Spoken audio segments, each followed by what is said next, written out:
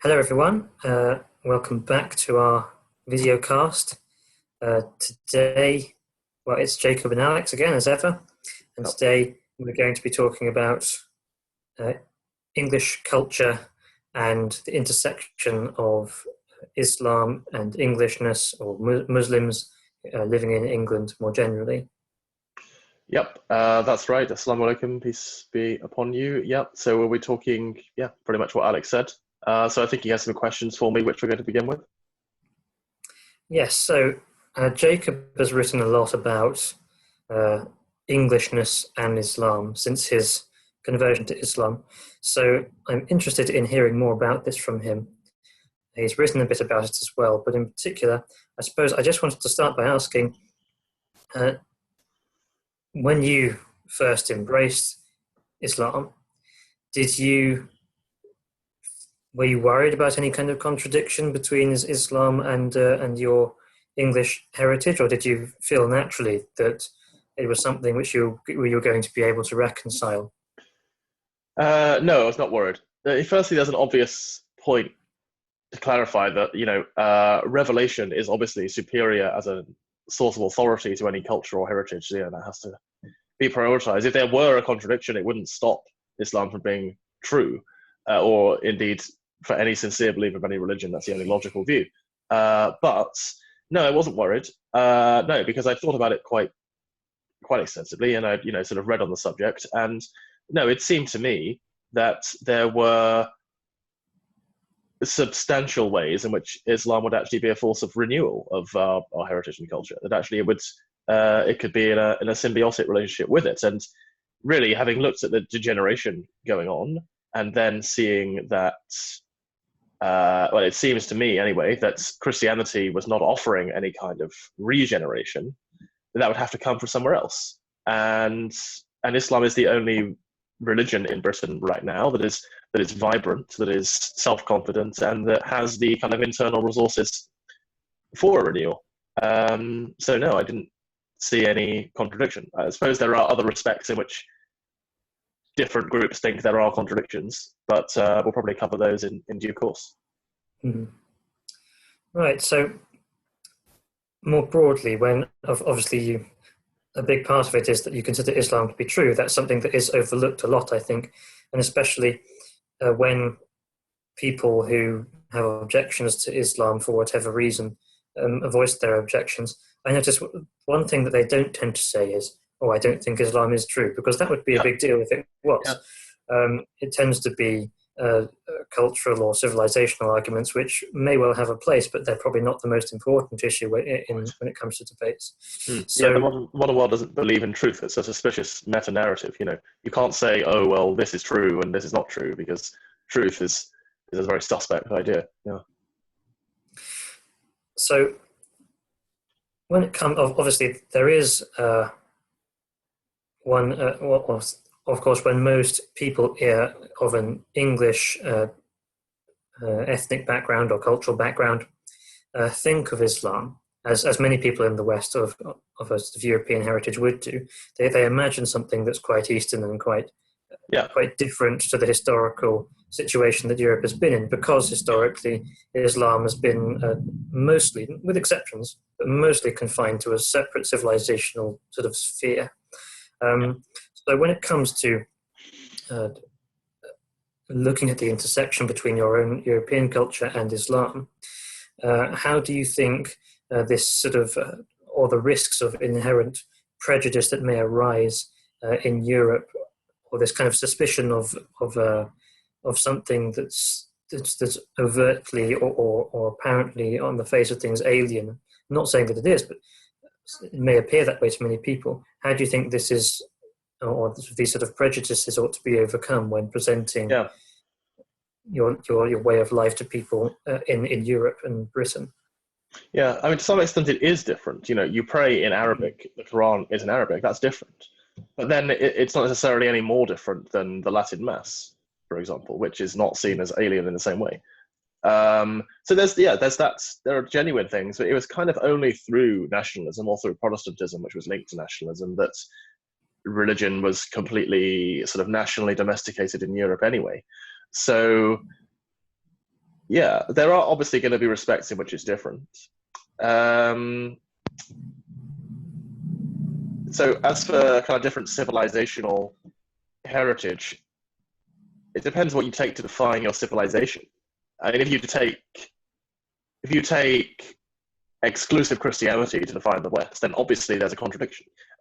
Equally, if you take exclusive secular liberalism to define the West, there's also a contradiction. But Western heritage is so much more than that. It seems to me to be a more sustainable view, at least if you want to take a long-term view that would incorporate the Greek and Roman heritage as well. But it can't be completely reduced to either of those things. And it's really been a kind of symbiotic process between many different cultural sources. So on that view, it doesn't have to sort of contradict Islam, but could actually be something that can combine with it, as Islam has combined with other cultures and other civilizational heritages. Well, for example, I've had on Twitter and other platforms, British Muslims have written to me or messaged me, and they've said that they are in a situation where obviously that they're either the children of immigrants, or they might be now a couple of generations actually into their life here, and they feel as though they appreciate the Christian heritage of a country such as England. Of course, they cannot, or they don't wish to or become a Christian themselves because they don't feel as though it's true, or for whatever reason, but they appreciate it nevertheless. Do you think that the Christian heritage of England can somehow be, within reason, used by Muslims in Britain, or the appreciation of it can have some benefits for Islam in Britain? Without, I'm not saying adopting doctrinal points necessarily. Of course. Yeah, I do think so. Yeah, I mean, Christianity thrived for quite a long time under Muslim rule in the Near East, as we talked about before, with Orthodox Christians often even being protected from Catholics by Muslim rulers. So the people of the book are highly valued in the Islamic tradition. Christianity is highly valued as a distorted but originally true revelation. So Christianity, there's no reason why in any kind of Islamic view Christianity should not be protected and valued. And then there are, of course, there are ways in which the specific heritage of Britain is shaped by it. Like it seems to me to be a very good thing we still have an established church. It's a far better alternative for Muslims than the kind of radical, laic, extreme secularist view they have in France, which has led to all sorts of restrictions on basic religious freedoms. Like you can't even wear hijab to a French state school. It's pretty much unthinkable that would happen in Britain in the immediate future, because we still have this sense that religion has some kind of role to play in public life. We don't believe in Christianity anymore for the most part, but because we have an established church and that kind of tradition, we have a sense that religion should not be excluded from the public sphere, and that's a very good thing. Mm-hmm. Yeah, I've always felt as though the established church, even though it's the number of people who actually attend its congregations has basically fallen away to a very low and almost insignificant level now. The fact that it is still an established church has some bearing on our cultural inheritance that even people who have no religion seem to have a wary respect of. Yeah. So more broadly, what do you think that Islam has to offer which could, or which could in some way, I'm not sure if I would use the word purify or perfect or improve upon or contribute towards English culture? And what do you think English culture presently has, which it could probably do without? Well, presently it has almost nothing. I mean, it's extinct. Roger Scruton called his book on English culture an elegy. It's dead, which I think is undeniable. But yeah, so all societies and all cultures need a collectively agreed on sense of certain substantive values, values that go beyond just protecting individuals from each other, values that go beyond just negative values like individual freedom. And Islam offers that. it offers a comprehensive vision of man's place in the universe and his relation to his creator, and a set of moral and political values that stem from that. All cultures need that if they're to be cultures. The only culture that can subsist without that is a negative culture, is our kind of anti-culture, which really has no values and no vision of anything. And I suppose on a more specific level, there are also definite convergences, and there are things that can be revived. Forms of cultural expression of a particular people are completely compatible with Islam. There's no sense in which everyone has to become an Arab, become a South Asian, become one cultural group. It's part of the miracle of humanity that we have different languages, different customs, different habits, and appearances. So it gives us a firm basis for valuing that particularity that doesn't run to the excesses of nationalism and xenophobia. I know you've written before about, or at least you've mentioned in passing, other writers that have written about the similarities, or at least the certain elements of the Islamic Sharia which were incorporated into English common law. Yes, that's quite important. So do you think, taking, for example, common law as an example, or more broadly, the way that the English trust law works, for example, which is considered to be quite heavily influenced from the Islamic tradition. Yeah, that's right.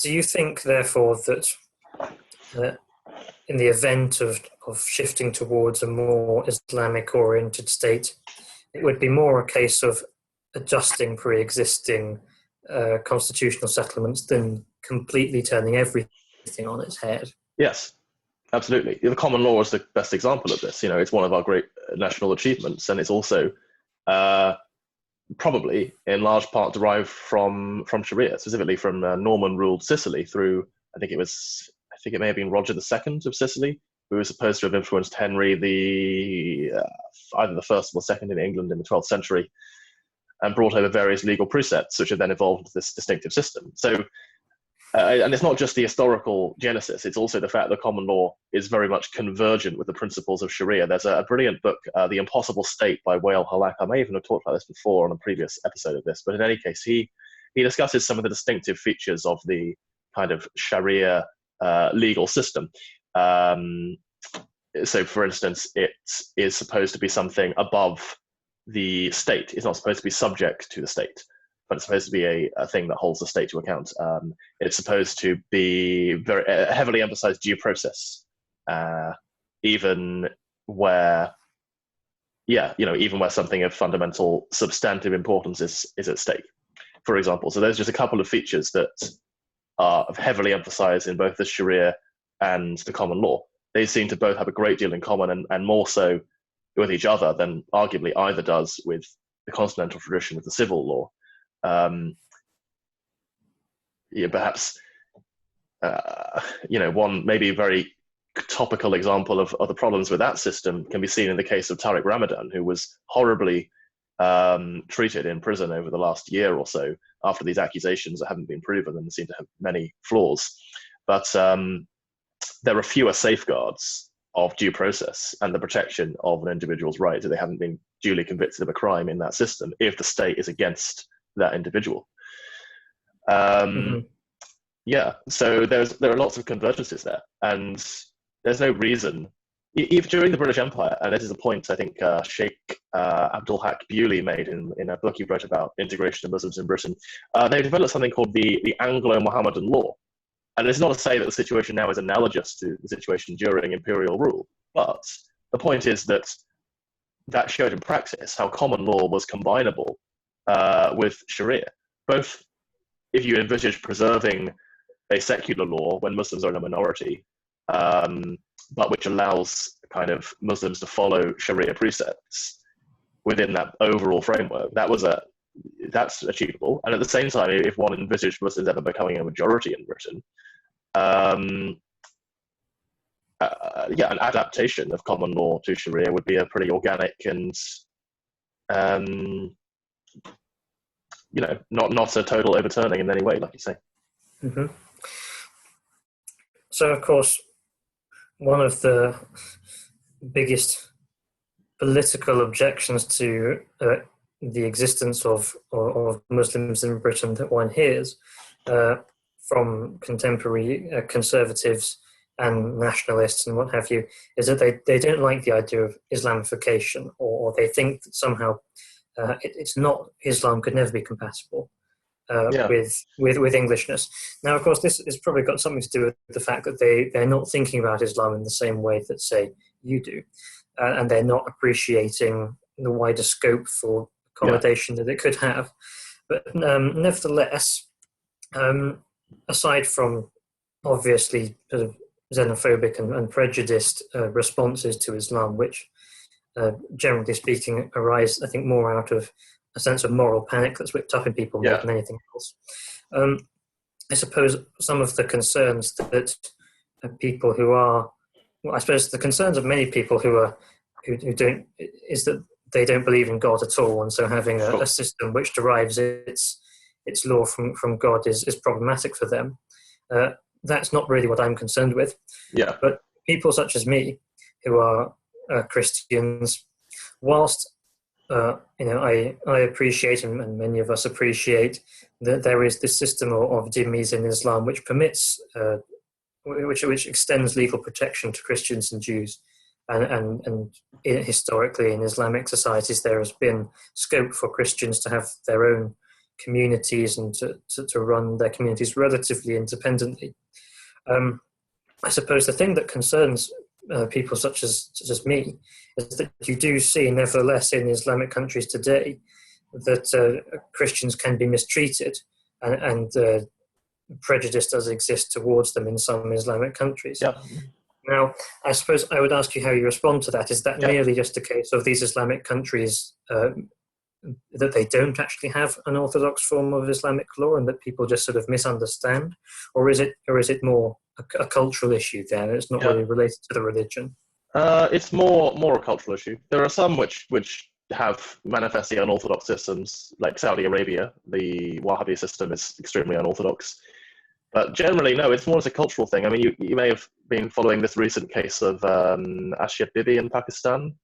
Mm-hmm, yeah. Yeah. So obviously, horrible mob violence and lack of due process there. But that's not because of Islam. That's because of the various cultural problems in Pakistan.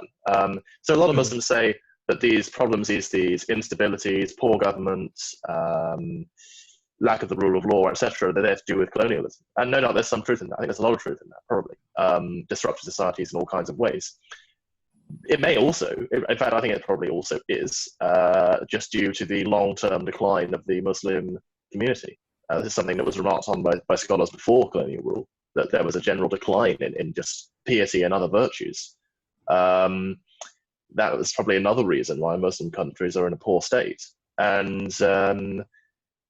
it's not helped by the continuing practice of the West, obviously, in propping up destructive dictators in many countries. Mm-hmm. So yeah, Muslim countries as they exist now are not something to emulate, but that is a very poor way of judging a religion that is never perfectly instantiated except during the time of the Holy Prophet and his immediate successors. Okay. Yeah, I mean, I suppose you couldn't, for example, it's unfair to compare the situation of a Christian under, I don't know, say, a Christian living under the Ottoman Empire with a Christian who's living in modern Pakistan. They're yeah, different situations, sure. and they would, and once the Ottoman Caliphate and the modern Pakistani government are two completely separate political systems. Would you agree? Well, I mean, they obviously have similarities, but I mean, I Mm. think the thing where the most important thing about the modern Pakistani system is it doesn't work. It's not functional. So whatever it's supposed to be on paper, it isn't necessarily that in practice, because there's absolutely vast endemic corruption. Well, that's the main thing. There's this enormous corruption that prevents the system from working properly.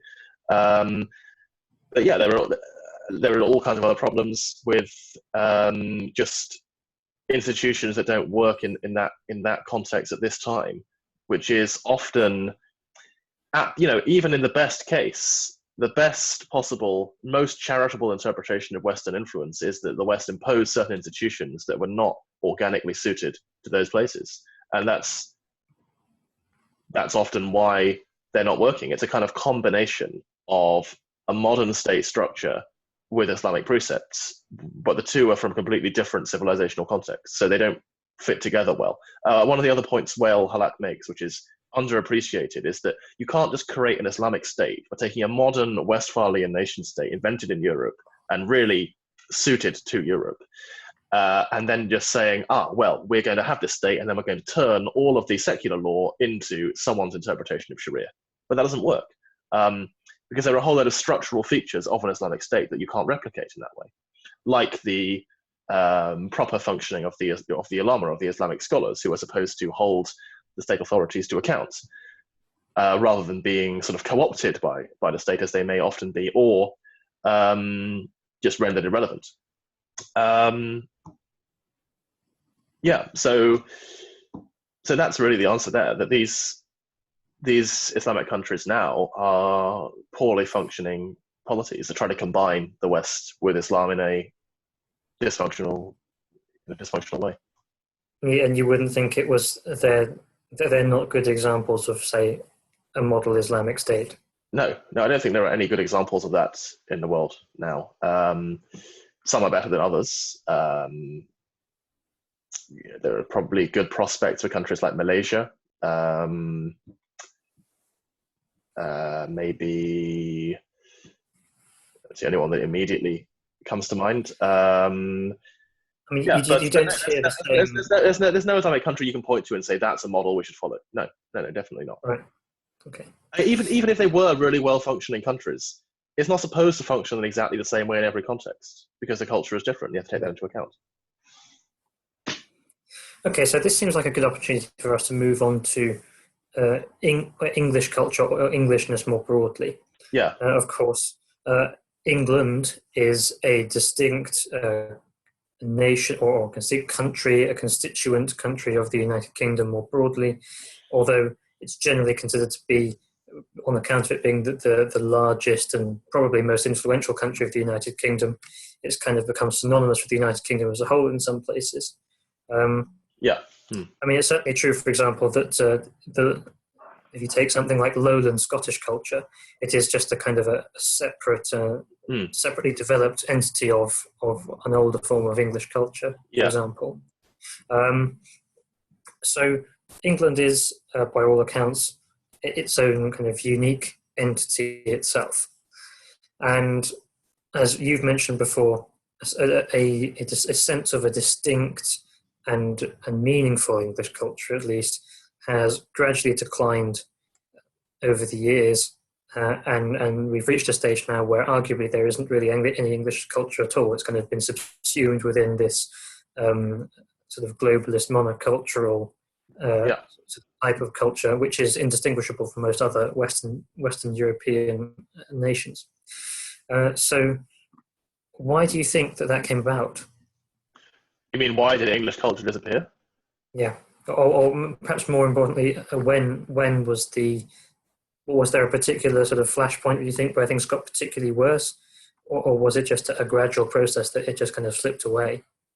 Because I haven't read Roger Scruton's book about this myself. Actually, I've read a lot of his books. I haven't read this one. I don't know if he offers insight into this. Yeah. In England Analogy. Yeah. Well, as for a flashpoint, that's what Philip Larkin said. Sexual intercourse first began in 1963 between the end of the Chatterley ban and the Beatles' first LP. So that was a flashpoint identified for the sexual revolution.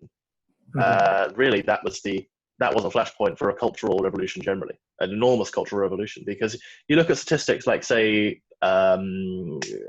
confirmations in the Church of England, it's stable throughout the 19th century and the first half of the 20th century. 1960 exactly, you have a catastrophic decline, and it falls by about 3/4 by 1983, and it's now fallen by another 3/4 or even more. So there was a flashpoint. Of course, there were long, slow trends, but there was really a kind of underappreciated cultural revolution in the middle of the 20th century, centered around the 1960s, which had a particularly devastating effect on British culture as compared to other Western countries, because just because of how it was constituted, or defined, because of organicism. There's a kind of deeply rooted sense of organicism due to the way Britain as a polity has developed, avoiding revolutions and upheavals, etc. And whereas America is kind of defined through a belief in freedom, other countries may be defined through an ethnic heritage. Britain was never narrowly defined through either, but it was rather just a kind of sense of belonging to a certain place. And it was also, but that itself was linked to a moral order. It was linked to a specific moral order, which was really a kind of combination of individualism and moral puritanism. So it wasn't just a sexual revolution. It's also that, English food was terrible. There was a reason English food was terrible, because it was reflected a suspicion of sensual pleasure. That it would weaken and feminize people. That was why they served. Sort of related to this sort of idea of English stoicism, do you think? Yeah, sure. That's definitely a sort of very English trait. So this kind of, there's a reason they served completely tasteless food in the great public schools that were to train the rulers of the British Empire. It was thought to make them manly and tough, and it probably did. But yeah, so this general revolution and this creation of this new ethic of self-expression, degree of hedonism, but I don't think it's really hedonistic, that's another issue, but this culture of self-expression, this different kind of individuality, very different kind of individuality to what you had before, which did come about quite suddenly, it destroyed that moral order, and at the same time, it undermined the link with the land and with the place. So yes, there was a flashpoint, and yes, it was quite sudden, and and has devastated a very old culture in an incredibly short period of time. Right. So it sounds to me like the most important point, which you see a very clear falling away of previously well-established cultural norms, is the sexual revolution, which we've talked about a little bit. The sexual revolution is just a part of a wider cultural revolution, a wider upheaval. Mm-hmm. Charles Taylor calls the modern age the age of authenticity. So previously you had a kind of liberalism, but liberalism was linked to controlling your desires and self-discipline. And then that was reversed, flipped on its head, and now liberalism is about expressing your desires and expressing your supposed true or authentic self. So that was the real meaning of the Cultural Revolution. The sexual revolution was a necessary part of it. But yeah, this just had a devastating effect on that kind of English stoicism, right? Exactly. Yeah. It sort of reminds me a bit of, I think there's a sort of a joke about St. Thomas Aquinas, because his political theory is quite idealistic, and he talks about sort of a state which aims towards this highest good and permits certain degrees of freedom and what have you. So he's often called the first Whig. But really, Thomas Aquinas' political theory is very illiberal by all modern standards. Yeah. And there are stories. I mean, he was a monk himself. There are stories about him because some monasteries at the time ran brothels on the side to make money and for various other reasons which we won't go into. But there are stories of him chasing the prostitutes out of these monastic brothels and things. It's not any kind of liberalism that existed before this sort of cultural revolution was not a liberalism which was rooted in anything that implied, I suppose you might call it, a libertinism today. Yeah, that's true. I mean, obviously, it couldn't have happened without a pre-existing liberal culture.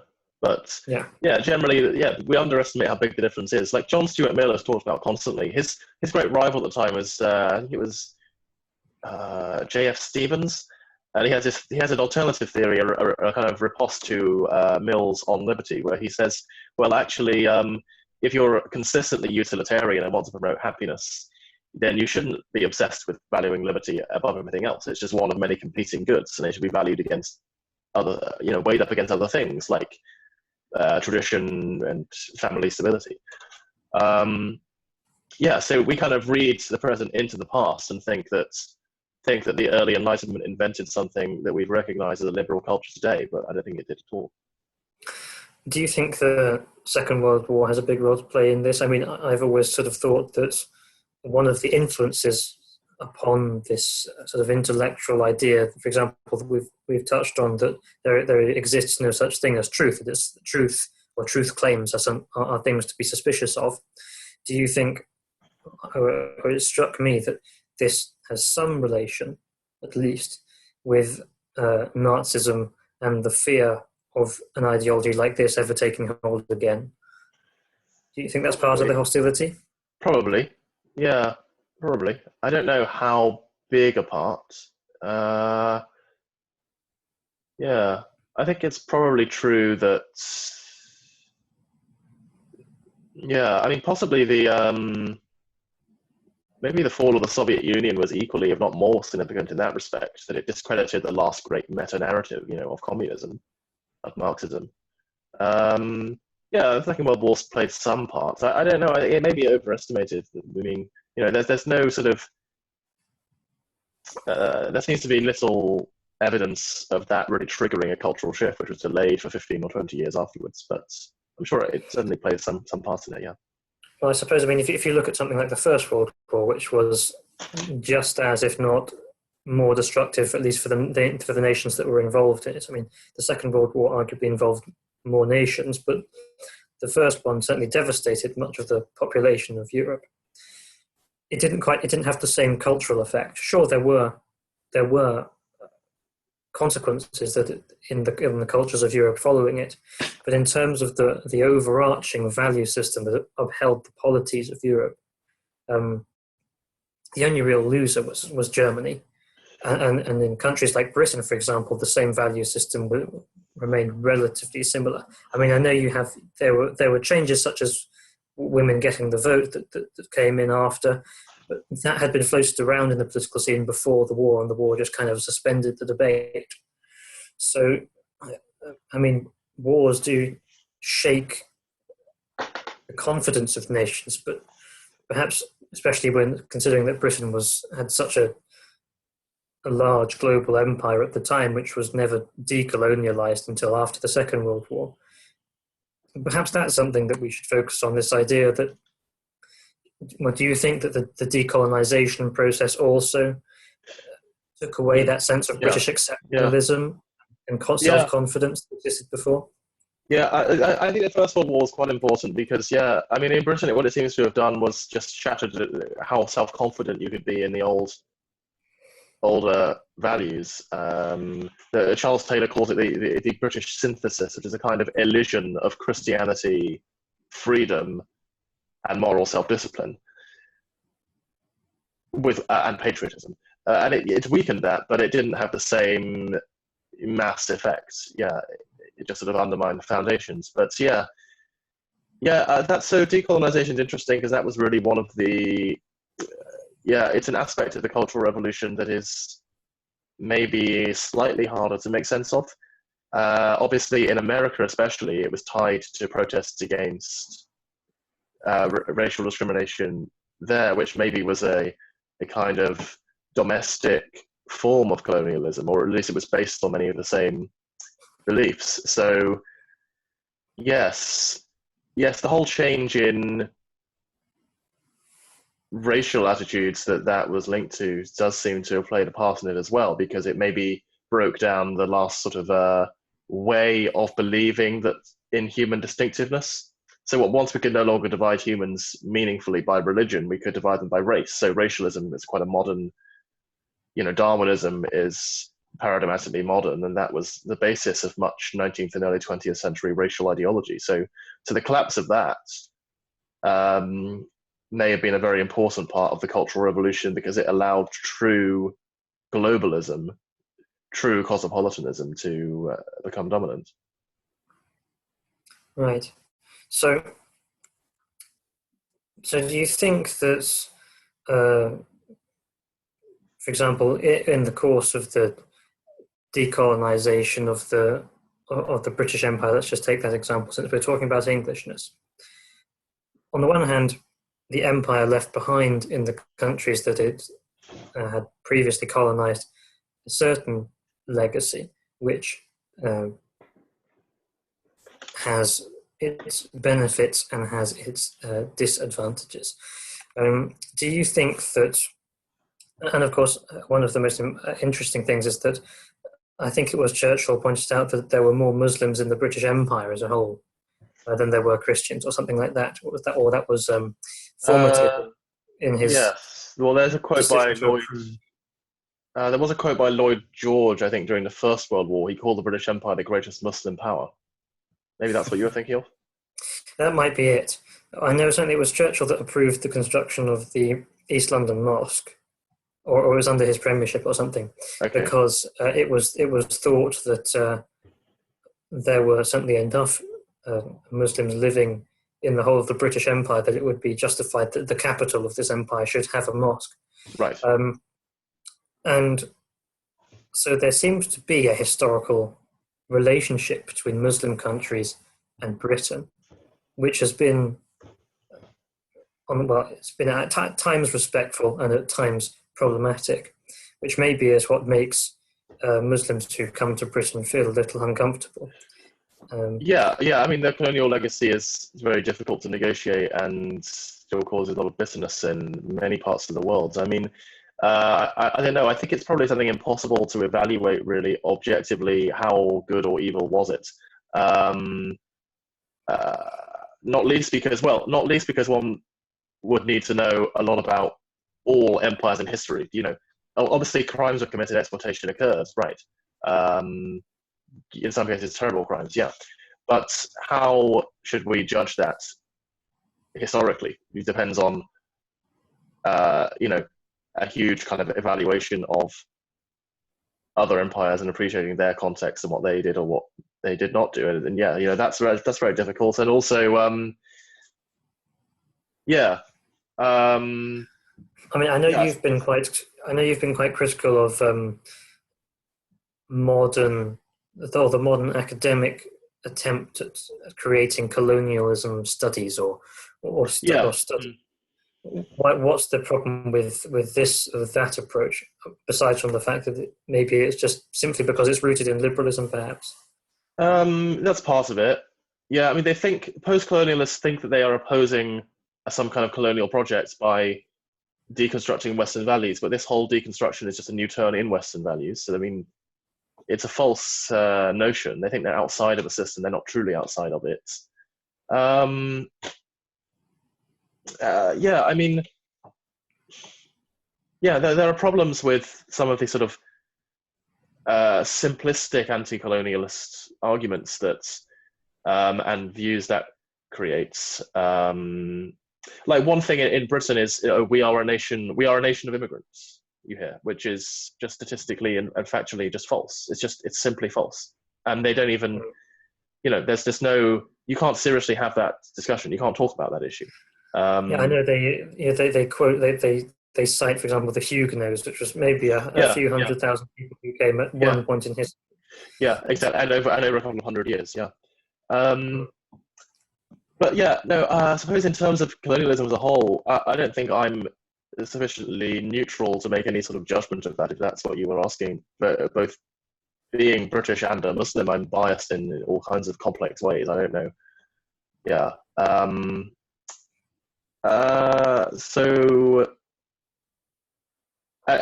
you made the other point about Muslims in Britain, the heritage, the connection there.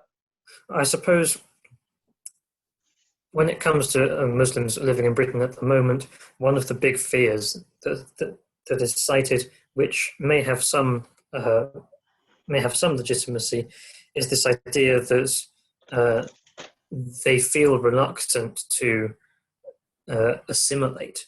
Now, of course, perhaps the reason why they feel reluctant to assimilate is because they fear, probably quite reasonably, that doing so would, in today's Britain, necessitate rejecting or putting aside certain orthodox teachings that Islam has, because it implies or integration or assimilation implies a certain compatibility with liberalism, which some Muslims may well embrace, but the majority probably are less willing to do.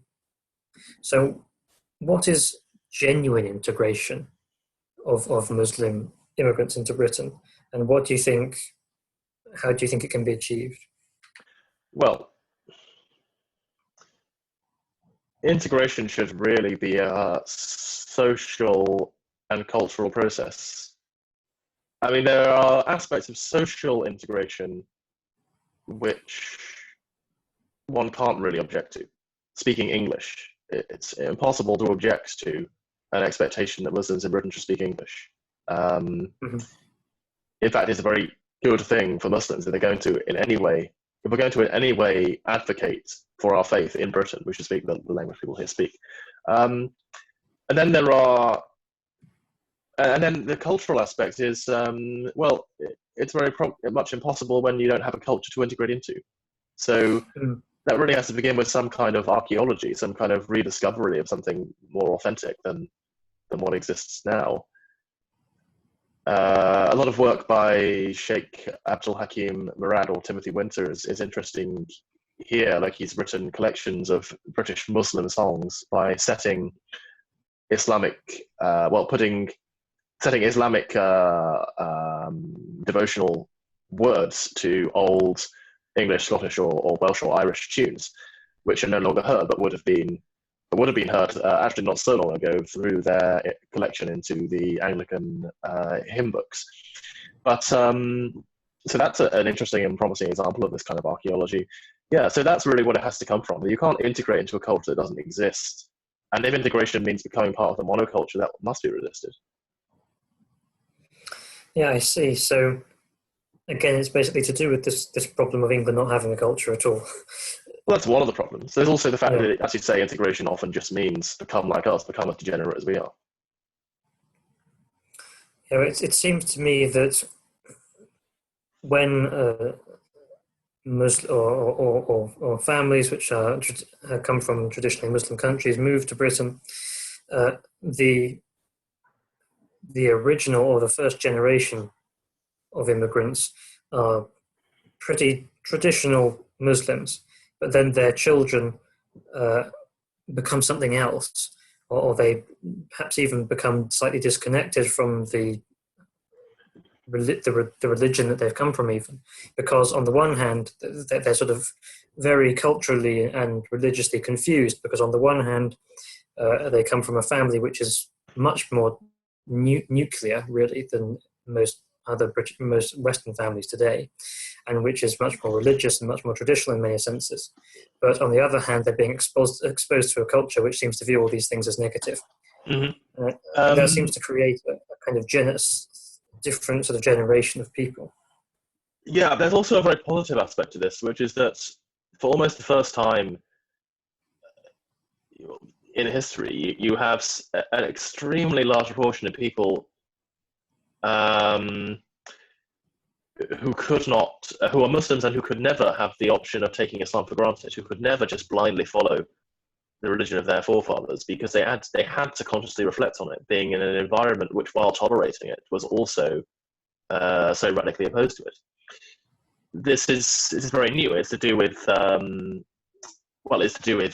firstly the fact that the West allows Muslims to live in largely in peace and unmolested, which didn't happen before.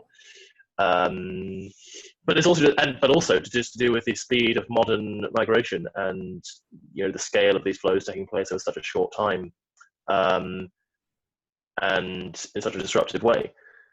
So there's something quite new there. Maybe it's not utterly unprecedented, but it seems to be very, very different to the recent past. And this is having all sorts of effects, both negative and positive, because the positive aspect is it means people have to consciously choose to be Muslim. They have to consciously reflect upon it and embrace it deliberately, which often means they end up changing their culture in a positive way, because they reject aspects of their parents' culture that are not really compatible with Islam, or at least they no longer identify them with Islam, and they know what is cultural and what is not.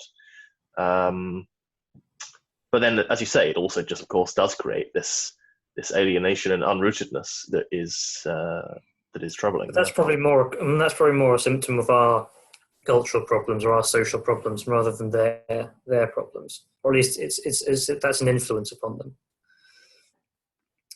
What do you mean? Well, I suppose the alienation is just something that many people, not necessarily people from a Muslim background, feel today.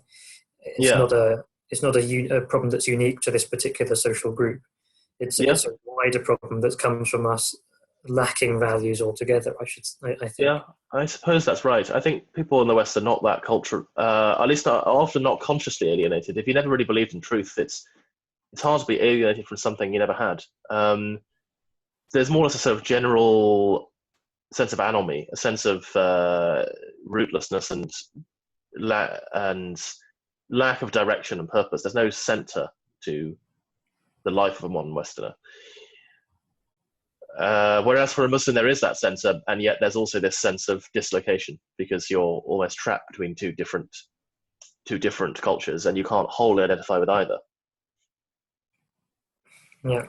So I suppose, and this would probably be a good way to end this discussion, actually, is that I would like to ask you, what would your message be to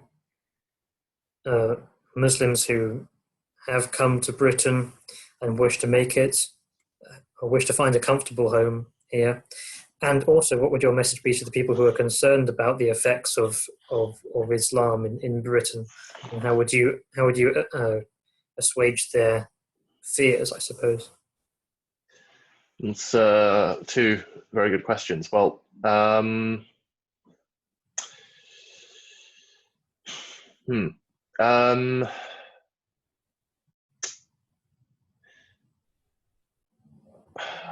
I don't think that Muslims in Britain are doing anything wrong that I would be able to tell them to do better. I certainly don't think that. There are issues maybe about there are some points about integration that are genuine.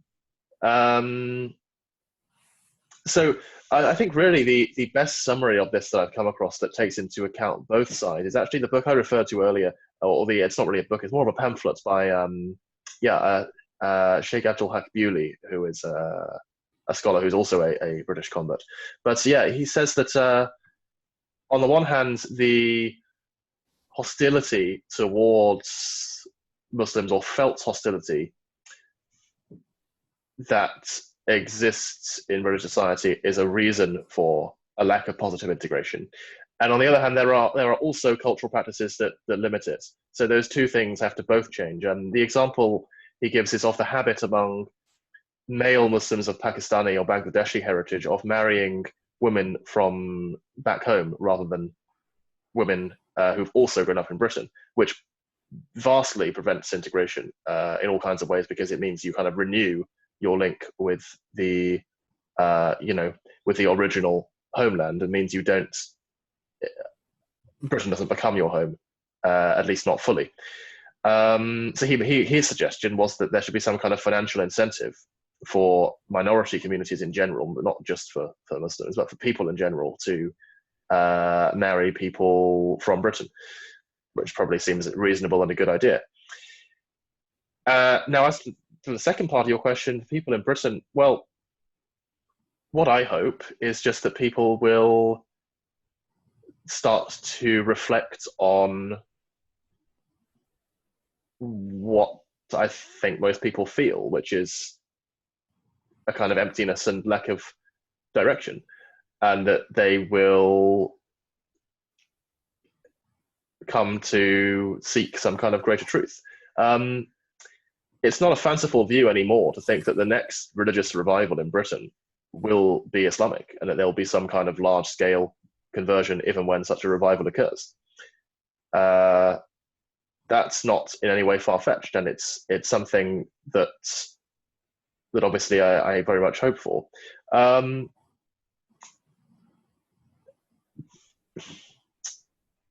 I think suppose that's probably a good. I would just add that in the very short term, I just hope that more people in Britain learn about Islam and realize that that their image of it is probably at best hopeless, because that's the image of it that is presented in the media. I don't really know exactly how that can be helped in the immediate future, because the problems of presentation seem to quite deeply rooted. But perhaps that's a topic for a different time. So yeah, it probably is a good thing to discuss in a future episode. I suppose what I would say to people who are concerned about Islam in this country is that the more, or at least if you take, for example, something which is frequently cited by nationalists or just more broadly by people who have genuine concerns, as an example of their fears about Islam, they cite things such as the Rochester or Telford grooming gangs. This is much, it seems to me, a judicial issue, and if you speak to most Muslims, they agree that one of the biggest problems is that we don't punish criminals harshly enough. That Islam has mechanisms through which these sorts of people would be very harshly punished. And from what I've read, it's right that something like some of these supposed Muslims or people from a Muslim heritage who did this gave these girls alcohol, which is not something which Islam permits them to do. Probably. Like this. Well, it doesn't permit them to rape girls either. No. Crime. But what I mean, they're not. They weren't obviously weren't practicing Muslims either. No. I mean, indeed, most of the terrorists are not really practicing Muslims either. Most of them are people who are nominally Muslim and haven't. And there's no evidence that they pray regularly or go to a mosque or anything. Most of them actually seem to be on drugs when they commit these terrorist attacks. They seem to be people who have just appropriated Islam to fit a kind of psychological need. Yes. So the path to sort of the diffusion of tensions, I think, is one of doing the sort of thing that we're doing, of educating each other and learning more about where we come, what positions we're coming from. And I hope that this will promote more of a culture of understanding that will help to, or that will allow people to look towards rebuilding certain more positive aspects of cultural and political thinking. Yes, of course. Yes, that's, I suppose, very much what one has to hope for. Do you have any views on practical steps to achieve this? I think I've mostly expressed most of the things that I think. I mean, there are so many different problems, and you could identify any one of them as being very important. We have the problem of a lack of cultural meaning. We have a problem of a real lack of, I suppose, a confident moral sense is probably one of the most important things. And if people from religious backgrounds who want to try and reintroduce this can find some common ground and some way of bringing this back into mainstream debate, I think that would be really useful. And we can start addressing issues such as, the fact that people who do things such as, rape girls aren't punished particularly harshly, or even something like abortion, which is just an obvious sort of symptom of moral decline, which really, is treated very. It's almost a topic which is treated disrespectfully in itself, because people treated it like it's a right, and so it's not taken very seriously. It's not taken as seriously as it should be. These are the sorts of issues which I think, when brought back into mainstream debate, can really set the ball rolling with regard to having these broader discussions about truth and culture and these sorts of things. I wonder how far society can take broader discussions. I mean, I wonder how far any society can cope with having its fundamental beliefs questioned and debated openly. I'm not really sure what the result will be, though. Well, if the fundamental belief of modern society is a kind of just moral nihilism, can it really sustain itself? Can it actually even allow that to be seriously debated? Any more than historic, say, Christian society could allow the existence of God to be seriously debated. Philosophers could discuss it in an academic context, but could that really be a serious matter of political contention in that society? I mean, it would have ripped it to pieces, and it also would have been seen as so immoral that it should be completely suppressed. And our society isn't necessarily any different, any better at coping with that. So I'm a little bit skeptical about the idea of a kind of religious alliance for social conservatism there. I mean, it may be a good idea. I don't know, but I think there are real dangers, or maybe just reasons why it won't be practical. I mean, I'm certainly not certain about how these things would quite work. For the time being, I think the best thing to do is to try and keep these ideas alive as best we can. As to whether that will translate into a political movement, I don't know, and I'm certainly not the best person to ask about it. That's something which I think probably ought to be thought about more, is what is the solution, or if there even is one. I mean, that's something we'll have to wait and see about, I suppose. Yeah. I mean, my belief may well be that things are not going to get any better in the West or in Britain until there is some sort of religious revival. Which, of course, I hope would be one of the religion I'd take to be true. I'm far from, as I say, I'm far from certain about what the likely course of action is. But perhaps, we can continue some kind of dialogue on this another time. And on that note, we should probably leave the listeners to make up their own mind about this, and we can talk about it more later. But thank you all for watching. We'll be back soon with another. Okay. Discussion. Yes. Okay. Yes. Thank you all. Assalamu alaikum, peace be upon you. And yes, we shall hopefully, God willing, be back soon. Okay. Bye.